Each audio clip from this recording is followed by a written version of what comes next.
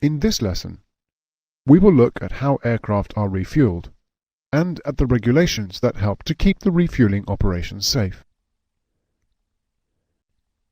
Light aircraft are refueled by removing the tank filler caps in the wing upper surface and pumping fuel from the dispensing unit into the tanks.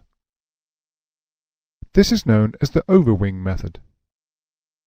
The quantity of fuel delivered in litres or gallons is indicated on a gauge on the delivery vehicle. Practically all modern jet-engined aircraft are pressure refueled from hydrants or delivery vehicles through underwing refuel and defuel coupling points. The operation is controlled from a single external refuel control panel.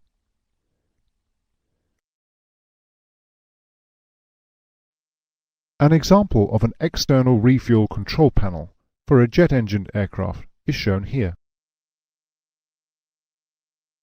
This particular aircraft has 3 fuel tanks. The quantity of fuel in each tank in thousands of kilograms is displayed here.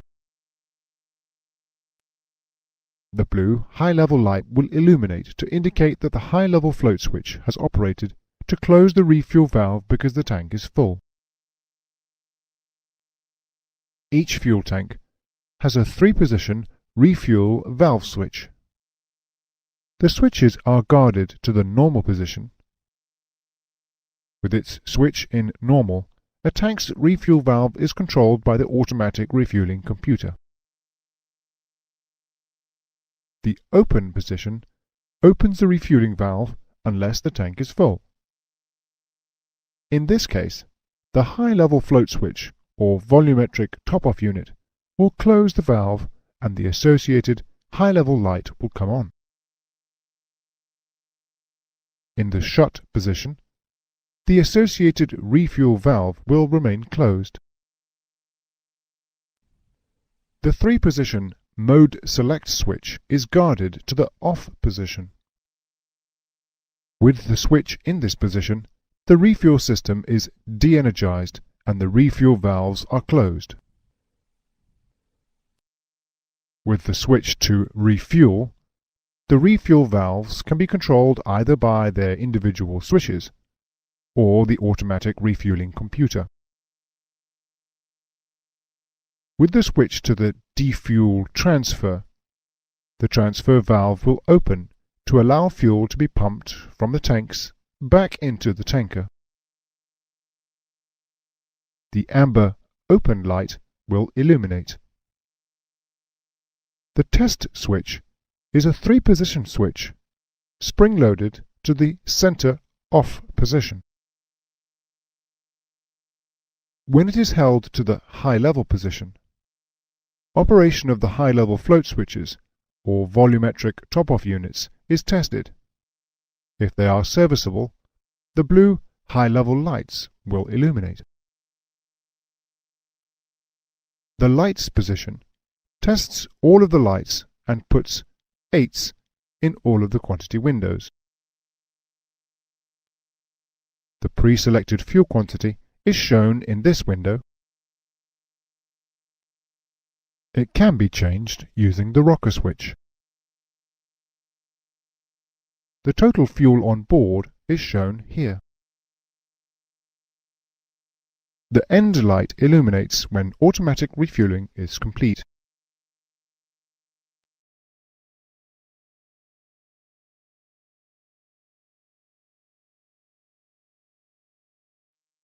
Having connected the refueling supply, the normal method of refueling would be to pre-select the required fuel load. Ensure that all 3 refuel valves are in the normal position. Then move the mode selector to refuel. The automatic refueling system will now refuel each tank in the correct sequence to achieve the pre-selected fuel load. When refueling is complete, the pre-selected and actual windows will read the same and the end light will come on. The mode select switch should now be returned to the off position.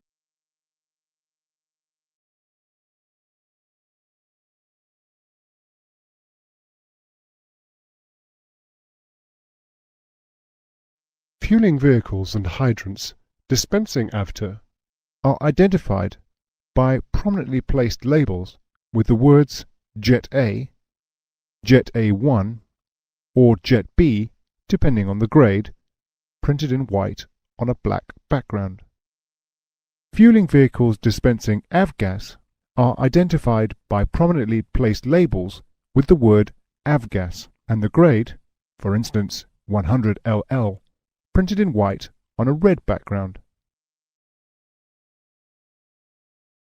Before refueling an aircraft, fueling zones must be established. These zones will extend at least 6 meters or 20 feet radially from the filling and venting points on the aircraft and the fueling equipment, covering all areas where fuel vapor may be expelled during refueling. Within these zones, the following restrictions apply. There must be no smoking. The use of photographic flash bulbs or electronic flash equipment is not permitted. If the exhaust of an auxiliary power unit or APU, which is required during the refueling operation, discharges into a fueling zone, then it must be started before filler caps are removed or fueling connections made. If the APU stops for any reason during refueling, it should not be started again until fueling has ceased and there is no danger of igniting the fuel vapors. Electrical ground power units, or GPUs, should be located as far away as practically possible from the fueling zones and not be connected or disconnected while fueling is in progress. Only authorized personnel and vehicles should be allowed within the refueling zones, and their number should be kept to a minimum.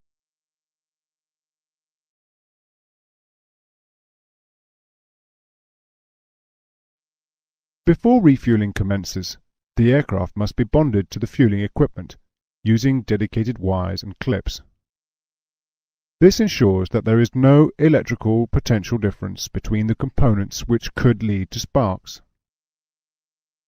Reliance must not be placed upon conductive hoses for effective bonding. When overwing refueling, the hose nozzle must be bonded to the aircraft structure before removing the tank filler cap. Similarly, any funnels, filters or cans that are used must be bonded to the aircraft. Plastic funnels or pipes must never be used. When underwing pressure refueling, the mechanical metal-to-metal contact between the aircraft fitting and the nozzle end eliminates the need for a separate hose end bonding cable.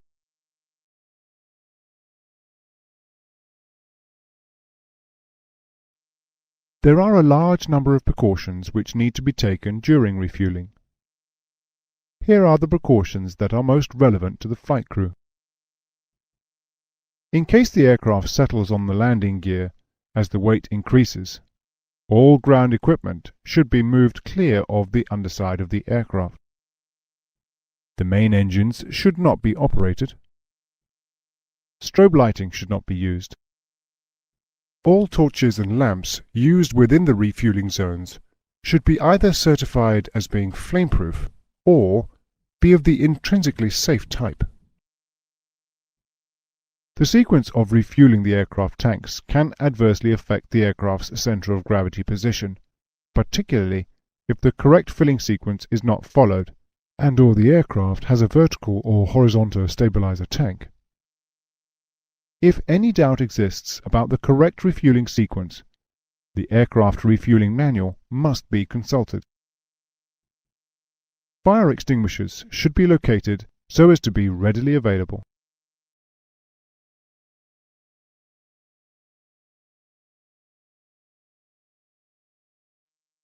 There are a number of special hazards that need to be looked out for during refueling operations. Aircraft should not be refueled within 30 meters or 100 feet of radar equipment, either under test or in use, in either aircraft or ground installations. If the landing gear is overheated, the aerodrome fire service should be called and no refueling should be carried out until the heat has dissipated. Extreme caution should be exercised during electrical storms. Fueling operations should be suspended during severe electrical disturbances in the vicinity of the airfield.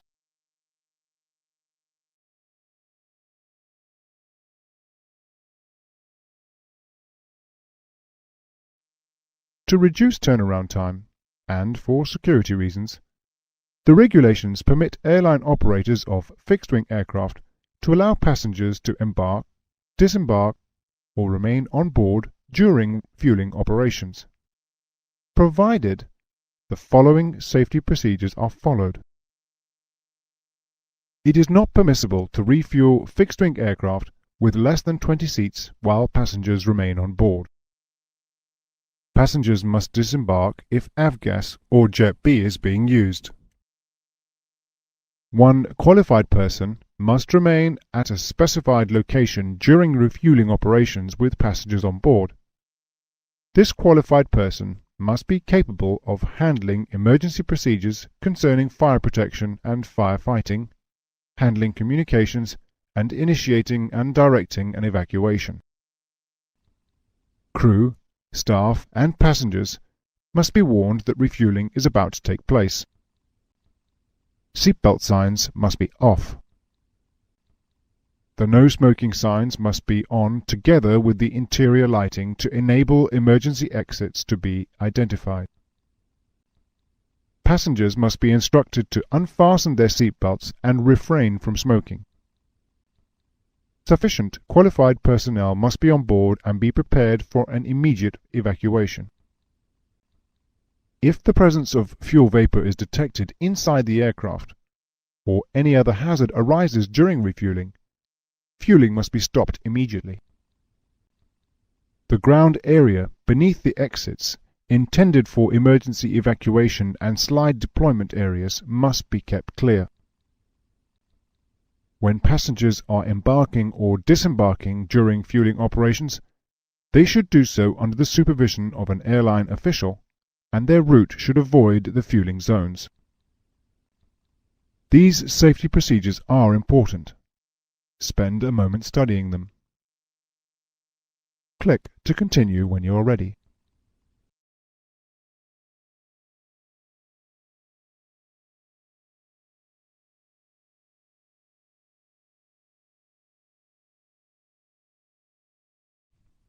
That is the end of the lesson.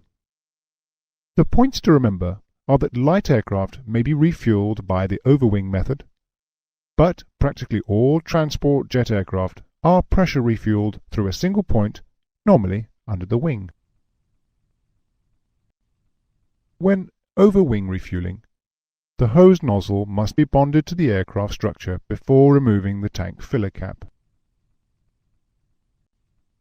Here on screen is a list of the safety precautions that should be taken during refueling. Click to continue when you have finished studying them.